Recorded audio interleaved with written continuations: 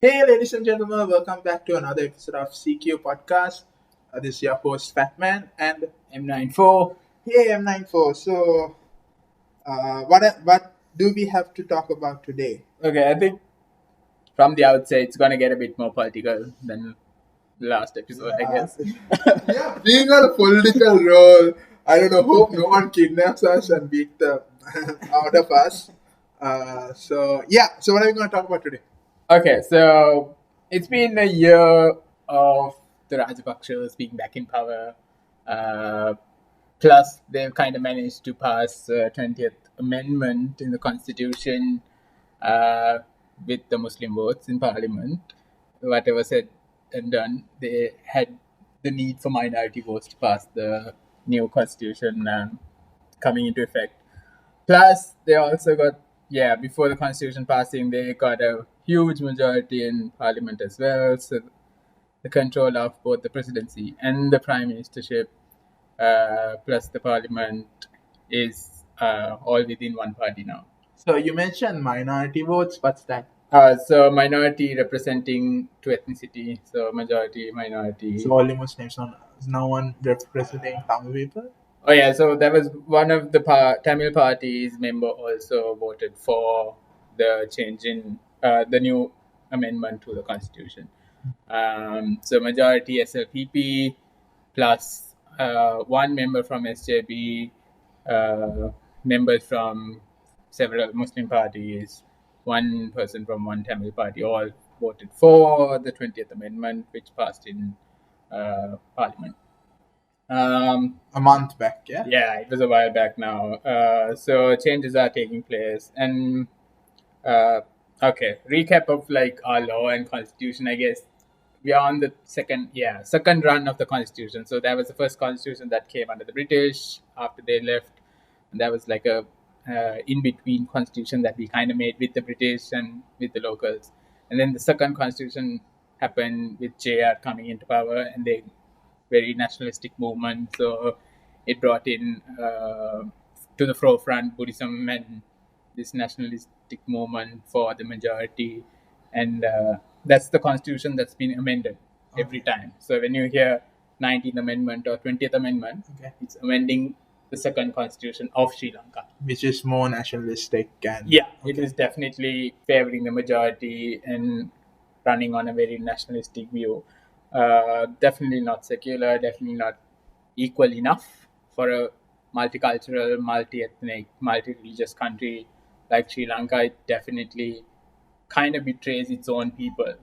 Uh, so that's what's important, like a very small background. I think lawyers or whoever's into law students will tell you more about it.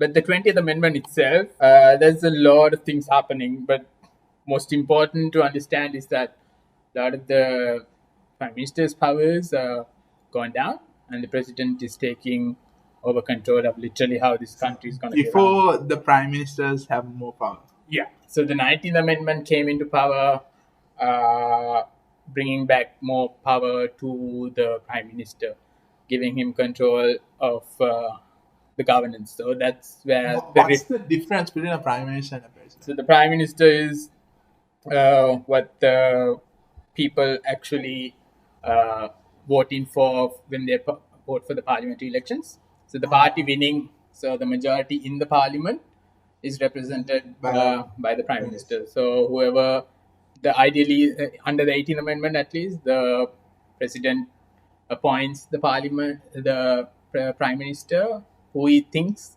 can govern the parliament. Okay. So in parliament there are 225 members elected with the national list, of course. So national list are people who don't contest. They get drafted in by a percentage of the total votes. So each party will contest in all the districts, in all the zones. For so each district will have a certain number of MPs that can be elected. So this time, most of it went to SLPP, and they have a huge margin. So they have a majority. This was like recently, not COVID. During COVID, they had Yeah, during COVID, the election was run pretty well actually. It costed definitely a lot more than they budgeted. It cost about 10 billion rupees to run the What? 10 billion rupees? Yeah, I didn't know elections cost so much. they cost a ton load for paper to printing to security to the election officers to the election polling station to pay the people who are actually doing the work. They budgeted almost 7 billion rupees, but it obviously exceeded because of COVID. There's more safety requirements. 10 billion. I didn't know that. The government spent 10 billion of our rupees to put them. Yeah, it's a democratic right. It's practicing. I'm not against it. I didn't know. I'm surprised that It costs a lot. It definitely costs a lot to be a democracy, but it's totally worth it. The will of the people, I guess, now in parliament, and the president also. So, 20th Amendment itself brings back a lot of powers to the executive president. Executive president means he gets way more perks than just a president. Like, Yeah, so what happened with Sirisena and Ranil was that Sirisena didn't have enough of authority to overrule the parliament and the prime minister. So they were kind of in a stalemate, even though they came to an alliance saying, "Oh, we are getting rid of Mahinda and the Rajapaksas to build a good governance." It kind of ended up being a stalemate with Ranil and Sirisena just fighting each other like children. So they never agreed upon things, and it was just, I don't know, what people expected, a lot of progress and clean governance and things like that. It didn't pan out as much as people hoped for. So they kind of let down about all of these things. And obviously, SLPP, after the bomb blast, presented Kota as this clean, safe ruler who would actually keep our country safe, and they won the presidency running on that whole view of being this safe guardian of Sri Lanka almost. And that extended with the parliamentary election as well. UNP, after 70 years being one of the major parties, ended up winning zero parliamentary seats. They got one parliamentary seat, which they still can't fill in because there's conflict within the UNP saying who has to go in for that seat. So they still haven't confirmed to the parliament as who's their parliamentary member from the national list. They got one national list member. The UNP is no more. Sri Lanka Freedom Party was the big party of Chandrika and Mahinda and all. That's also kind of broken down and kind of in ruins. Sirisena is the chairman, but that party is kind of not to be seen because SLPP took over, Pozhana Party took over. Pozhana Party is run by literally all the Rajapaksas. The chief coordinator is Basil. Prime Minister Mahinda is now the head of the party, I guess. So he's the prime minister. So politically, I guess it's all within one party, one family almost, the governance, the control, so which is scary. Which is definitely scary because their views could be aligned to very one view. So you think what they like will go and what they don't like will not happen. So which is very scary to think about for a. So, but yeah, even though it's scary, but do you think, like, I'm honestly asking, do you think they could do something good for the country? They definitely do. Like having a majority in parliament and the presidency gives you that authority to actually overhaul the entire system and to establish a really good system for the people. That's a definite. They have the potential to do it. Now they have the. They keep saying will of the people because they won the parliamentary election with the overall majority, and what they ran, people voted. So they definitely have the basis to do a lot of good. That's for sure. But the track record is not good. So what we've seen after the war, Mahinda coming into power, all of those years is scary. It's just simply plain scary. So journalists going missing, to no reconciliation with the North, no development with the North, tons of public debt, literally signing over really bad deals, lots of money laundering, corruption in the system, a lot of major big projects going over budget and a lot of money missing. Just there's a lot of things that happen that makes people worry about the whole power being given to one family, one party again.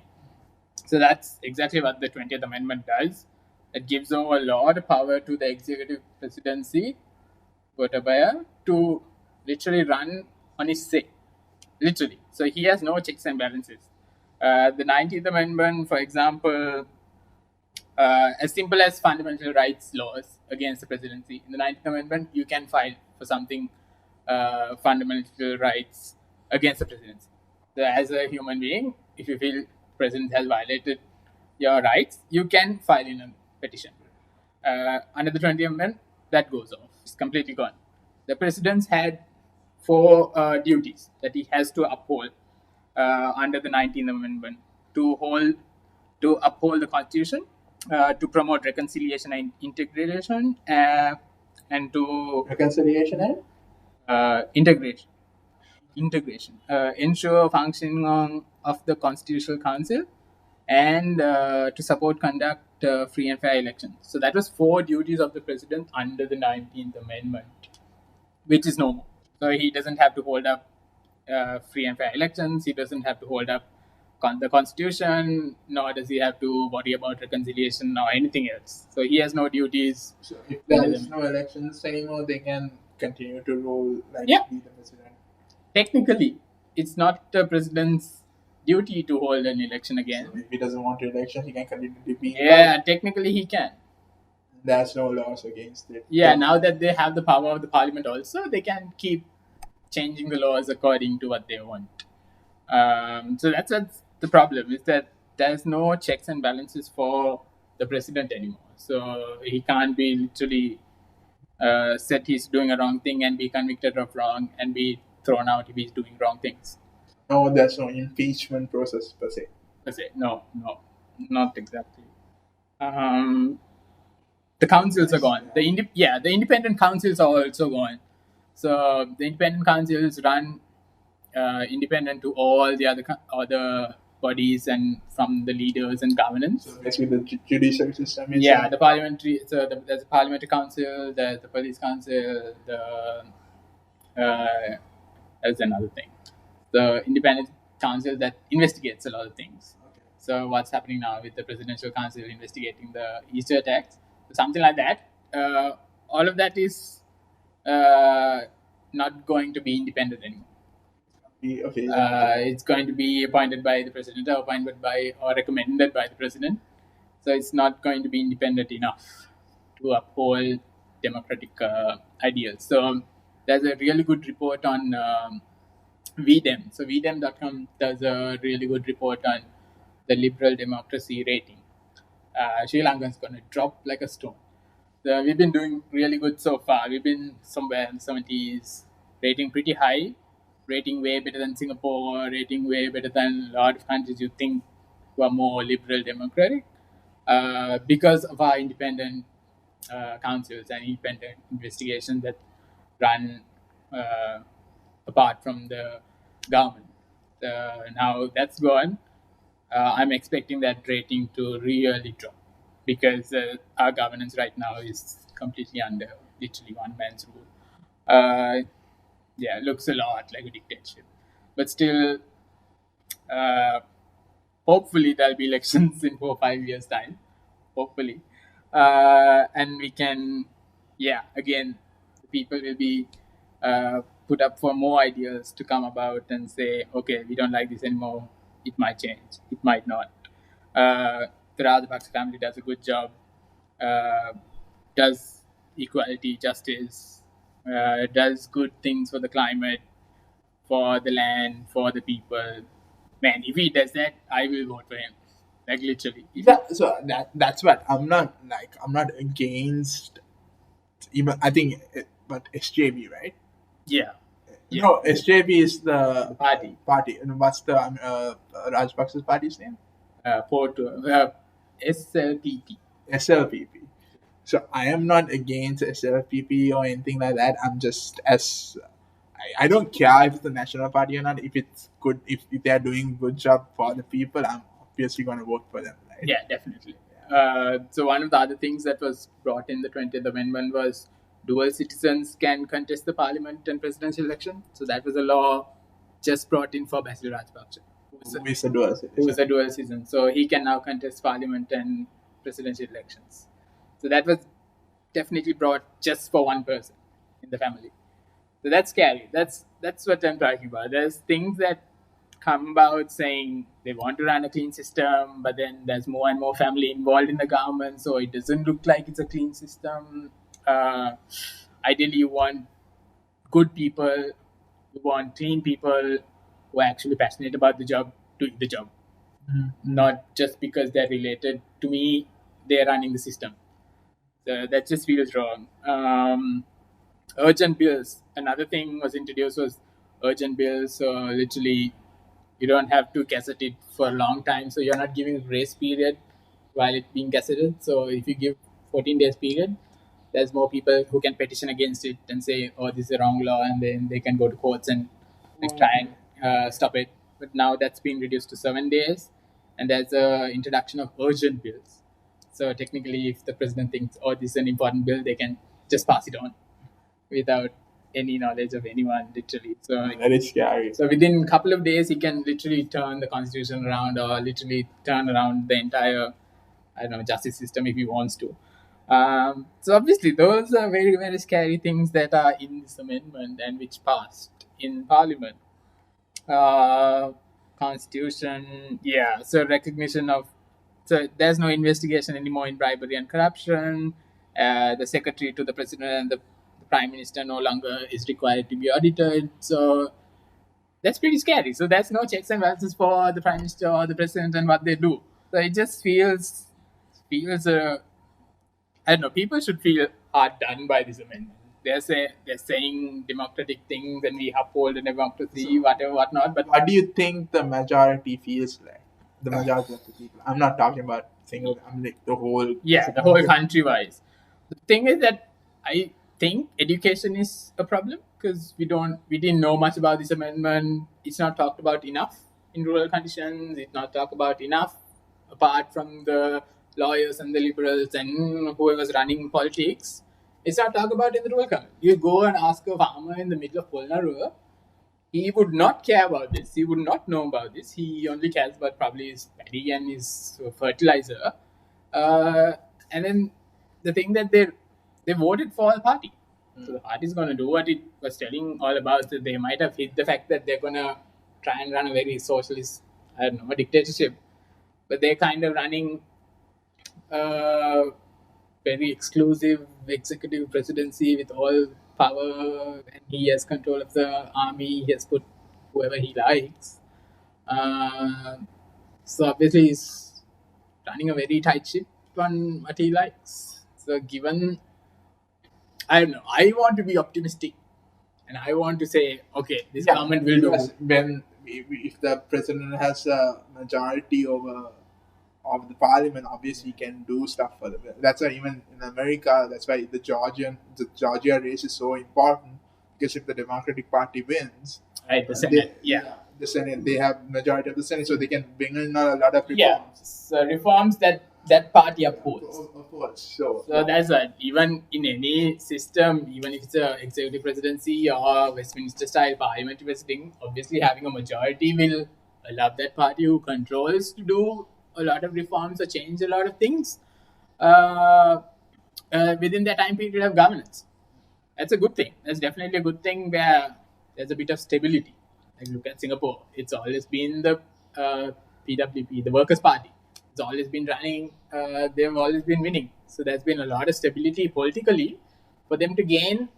And there's a lot of good people who are running political, like in control of governance and stuff. So that gives them the base for investment to economics to everything that they need to do, because they don't have that drift of politics changing every 5 years. In Sri Lanka, it literally does that. Every 5 years, a new party comes up and then saying they won, and then change a whole lot of laws, change everything, you start over again. There's no planning for like future. There's no 20-30 year plan put out. So much of, I don't know, what do you think of like liberal democracies in the Western stuff, Europe, they have 20, 30, 40 year, 50 year plans. So depending on how well that party is doing with that 50-year plan, is only people vote for. It's not like, oh, I'm going to say something and get changed again. So every 5 years, literally, Sri Lanka has been changing plans. So one government will sign a contract and the other government will come and cancel it, and then the people's money is only going. So we are spending people's money to settle debts that brought in by one government, and the other government disagrees. Same thing with the MCC. Same thing with China. Like each government has its own thing. Each party has its own thing. Not technically government. It's just each party's goals and each party's objective. Because we don't have a long-term plan. It's very short term, and obviously within the 5 years they try and put in a 50-year plan within the 5 years, because they probably know they're going to lose again in another 5 years. So now, since the 20th Amendment passed, there's a chance of the Rajapaksa family continuing the presidency. Right? Yeah, there's a very good chance they're saying, "Oh, we don't need elections anymore." When they say that, if the Rajapaksa family does stuff that is good for the country, I know they have a really bad track record, but if they like some sort of miracle happens, I mean, being very optimistic. There is a chance that is like even though even the probability is very low, there could be a change in the country. Yeah, it depends on, I guess, what we stand for as a country as well. Like, because I don't personally it's like that's what I didn't know anything about this. Anything what they said. I mean, this is the first time I'm hearing like this is a stuff because I didn't know what was the 20th Amendment, right? 20th Amendment, but what sort of impact that it has on me. So my viewpoint is that wow, we are going 20 minutes. My viewpoint is that like if even though it's authoritative government, if it's good for the people, it's good for the people. Yeah, definitely. I have no problems with like a socialist government or I don't know, different forms of governance, as long as it's working for the people. And it has to be all people living in this country. It can't be just a sect. It can't be just one race or one ethnicity or one religion that it's solely focusing on. But it never, like, even like the track record wise, even history wise, it never worked out. Exactly. That's the scary bit. It's never been a. That's why I guess democracy came to being, is that everybody has a say, and if the people don't like the government, they have a chance of changing it. That's the ideals behind of democracy, I guess, that the people have to say in the end. But the problem is that democracy is very manipulatable. So whatever the politicians say, people are blindly following that. Again, comes down to education, that people need to test and see, oh, what they're saying is right or wrong, and we have to make up our mind. And it can't be mind made up on your soul well-being. Kind of have to be based on a holistic view. So that's why I think Sri Lanka doesn't have an identity politically, or like in the future, or like what do we base this on. Like, so we can't make decisions on that because Sri Lanka is still trying to find its identity after, I don't know, 300 years of colonialism, then now 70 years of nationalism. We still don't know who we are. So, which is strange. We have a total identity crisis. Yeah, which is strange. We have 2,000, 3,000 years of history. Colonialism happened, and then now nationalism, and we still don't know who we are. And that's what I still can't understand why. Speaking of that, let's go to the next topic. Yeah. Okay, so M94. So the next topic. So we are living on a pandemic right now, and people are very hopeful for vaccines right now. Yes, obviously, pandemic time, COVID-19. It's been a year. It's been a year since China recognized there's a bit of a problem with this virus. Wuhan went in lockdown last December, and then in March, WHO recognized the outbreak as a pandemic. And we've been, it's lockdown. Lockdown is officially the word of the year, I think, Oxford. They couldn't figure out like one, so they had like a lot of words. I think lockdown was in there, protests were in there, because BLM and stuff. Working from home, all of this been like, so what being used to now. But positives, definitely, we've been on I don't know, miraculous run with like vaccines and them being developed. There's two big types. So there's viral vectors and there's mRNA. So the company Pfizer, the American company, plus the Moderna company, they have what is called an mRNA vaccine.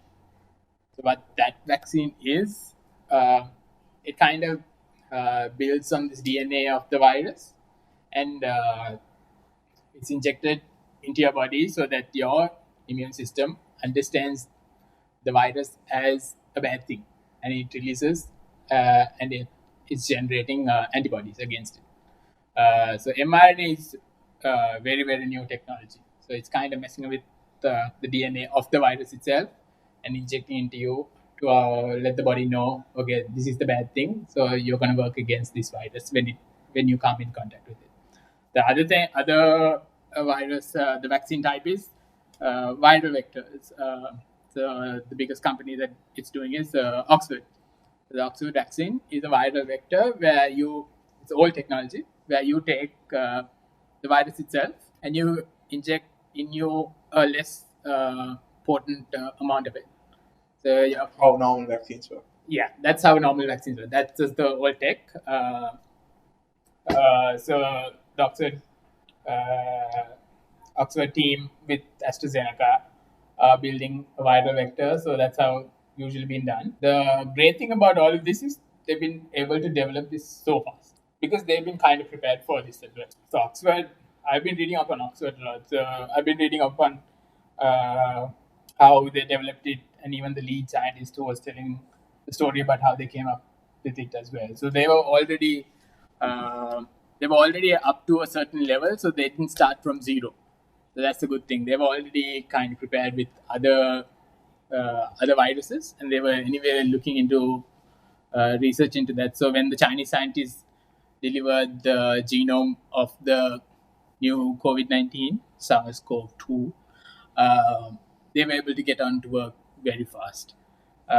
So a lot of positives coming out with these vaccines.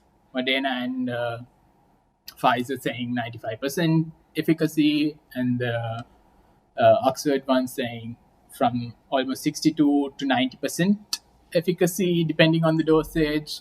There's still time.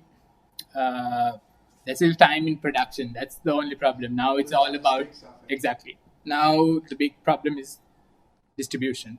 And there's several other companies in phase 3. So there's an Indian company very promising. There's the Russian Sputnik 5, Sinovac from China. So there's Johnson has a vaccine also. So there's plenty of vaccines that are going to be in the market soon. The problem is distribution, logistics. How are everybody in the world going to get a vaccine? That's the big problem. So one of the most exciting things that's happening with WHO is the COVAX agreement.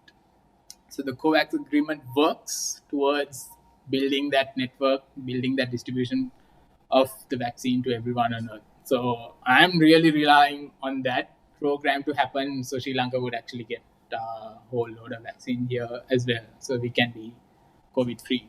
I'm not sure how. So there's more tests obviously that needs to be done with vaccines because people have been reporting allergies. There's been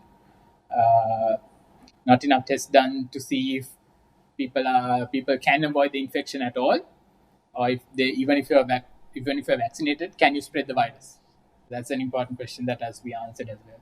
So a lot of positives and a lot of good things to look next year. So you'll be hearing more and more things about people getting vaccinated, and hopefully we'll have enough and more manufactured and distributed.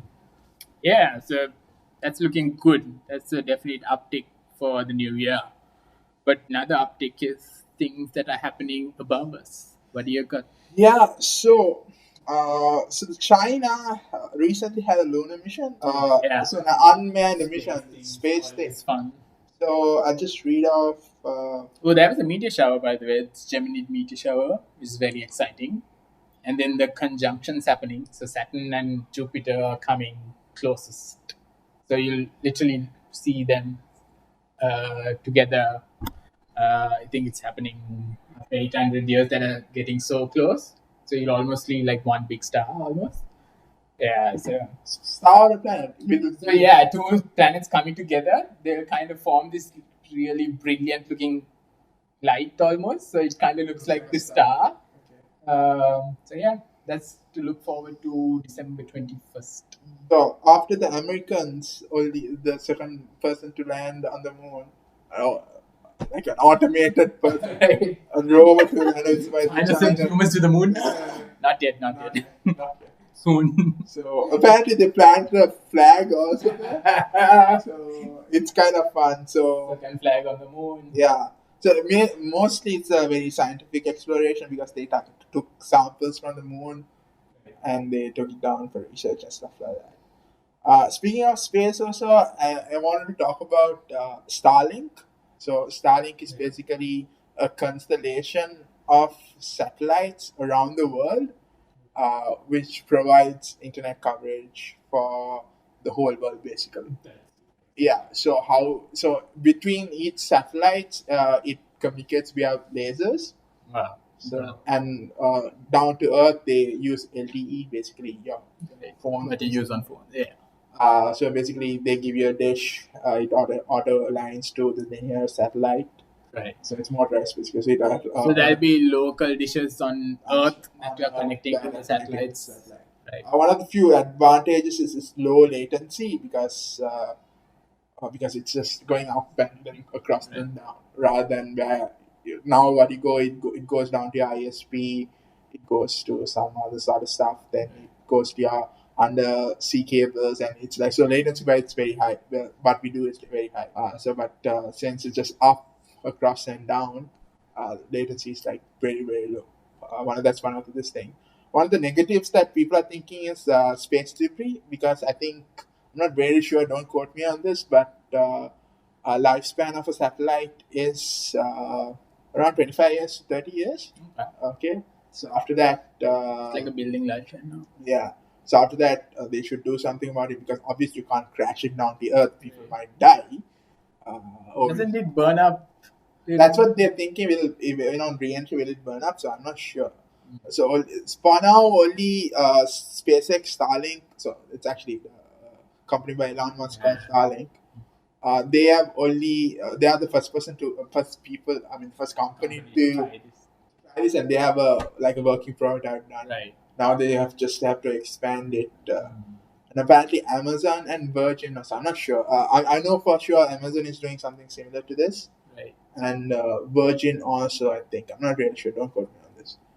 A lot of space things happening. Space thing happening. Space. I think when you think about it, like space is very interesting. The next frontier. Yeah, like the Dragon capsule. Yeah. That's That is brilliant to watch. Yeah, like unmanned docking with the International Space Station. That's like crazy. Those astronauts just sitting there doing nothing. And it's like the whole thing is just Futuristic. I know, it looked It's very. just like it's just the touch screen. That's it. There's no knobs, no buttons, no It looked nothing. really nice. Yeah. Imagine and like Elon Musk is crazy. He's just nuts. Now that he has a lot of money, he can waste it the way he wants to. So yeah, so that's gonna be episode 3. Right. Yeah. Oh man, we went quite a bit long, like 35 minutes. Wow, that's a lot of. Lot We of fun. spoke about the 20th minute. Like I think I learned a lot, like politically, because I was honestly in 94 I was like totally clueless about the 20th minute. Yeah, I think that's a general view like I have is that not enough people care, not enough people know about things that are happening.